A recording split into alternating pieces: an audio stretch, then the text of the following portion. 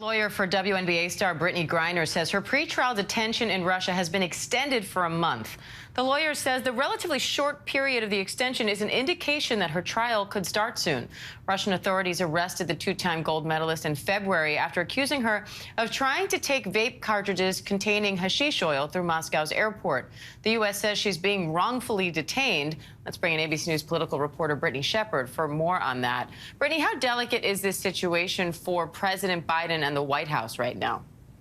Diane, you know, there's no clear way forward that's not extremely sensitive for the White House right now.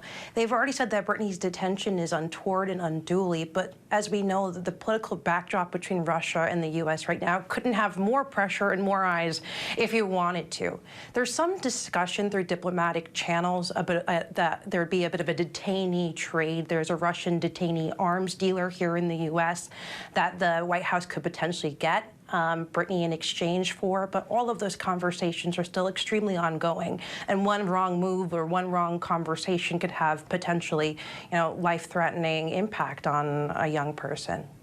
Meanwhile, the House Select Committee investigating the January 6th assault on the Capitol is taking an unprecedented move, issuing subpoenas to House Minority Leader Kevin McCarthy and 4 other Republican members of Congress: Jim Jordan of Ohio, Andy Biggs of Arizona, Mo Brooks of Alabama, and Scott Perry of Pennsylvania.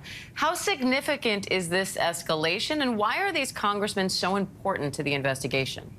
This is a major escalation. We haven't seen this kind of subpoena outside of an ethics committee pretty much ever.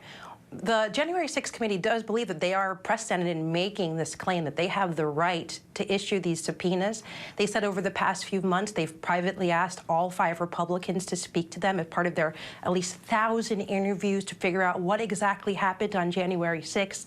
And January 6th committee members say that these 5 Republicans are critical in figuring out exactly who talked to Donald Trump, what his state of mind was, how aggressively was he pushing an overturn of the election, and just how deep that theory ran in Washington. And of course, very pressingly, this marquee subpoena to Kevin McCarthy that if Republicans have their way in November, and all data indicates that things are looking that way for Republicans, that man will be the next Speaker of the House. And we've heard about some of his conversations, these stunning leaks, Diane, in the past few weeks of audio of Kevin McCarthy speaking to his caucus just several days after January 6th, saying that he believes Donald Trump holds at least some significance for the insurrection, and there was even talks of taking him out of power. So just stunning, stunning stuff here. That said, Brittany, these congressmen are expected to fight these subpoenas. So what happens if they refuse to testify?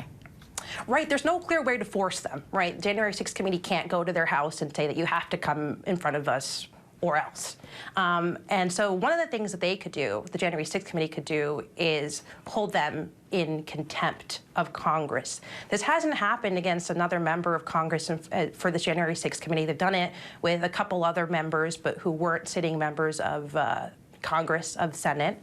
And that puts the Justice Department in this weird place. There's already so much conversation around the politicization of January 6th in this committee, Republicans saying that this is basically a witch hunt after them. And if DOJ gets involved, it puts the White House in this position of having to persecute Republicans ahead of a really contentious midterm season. And this could be very easily flipped by Republicans as a way to demonize them for things they believe that they have no right to speak about. All right, another battle on Capitol Hill. Brittany Shepherd, thank you as always.